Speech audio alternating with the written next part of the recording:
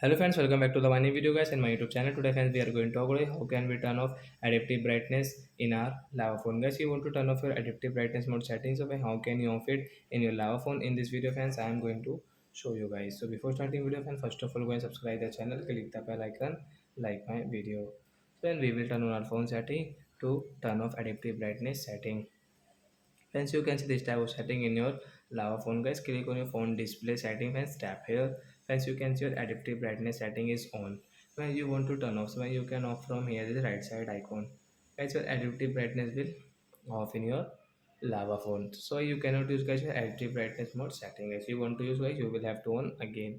So like that guys, you can turn off your adaptive brightness in your lava phone. So that's it guys. Thanks for watching the video guys. We will meet on next video with new topic. Before going guys, please go and like the video, subscribe the channel. Bye bye.